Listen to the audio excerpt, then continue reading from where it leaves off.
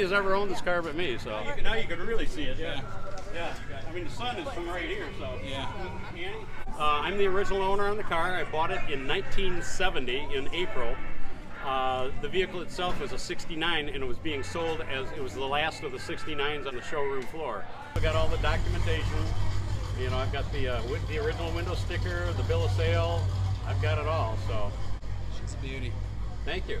So it was April of 70 that I actually purchased it. I bought the car. I was working at the dealership at the time. I was young and out of school, and I was working as a new car prep, basically prepping them for the new customers.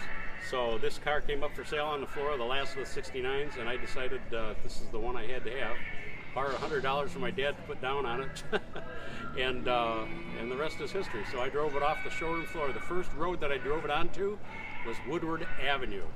This car, the dealership where this car was, where I bought it, was on Woodward Avenue. So Woodward Avenue, which is the famous cruise strip, this is the first road it went onto. So it has some history there. I think it wants to go back to Woodward. I'm not sure why, but it keeps making noise like it wants to go back to Woodward. So bring it back. But I've owned it ever since new. Ended up on the dyno at all? I did not put on the dyno. There's a couple of reasons. First of all, I already know that it's pushing right around 525 horse. That's pretty close, based on what the engine builder told me. Second of all, I don't want to stress it out. I want to keep this car, and if I do something stupid on the dyno and it hurts the car, I'm going to be really angry at myself. Right. So. Now what about the quarter-mile track or the eighth mile? Have you took it down there ever? I have not done that yet either. You know, from the showroom, it was running high of 13s in the quarter mile, but right now we project that it would be low 12s, high 11s, depending. It's a little lighter than it was, but you know, it's not gonna see the track anymore.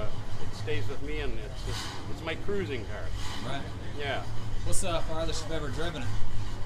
Oh, I don't know.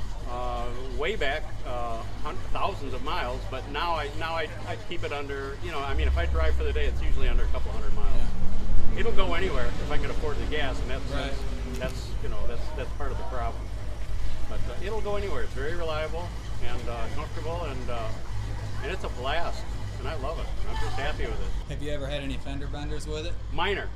I was sitting for a light years ago, and I got hit from behind by somebody who wasn't paying attention. Not really hard, enough to bend in the rear bumper, kind of, and some other minor stuff. But the bumper I had redone. They actually put it in a bumper press. That's the original bumper, even though it's badly, it's bent in.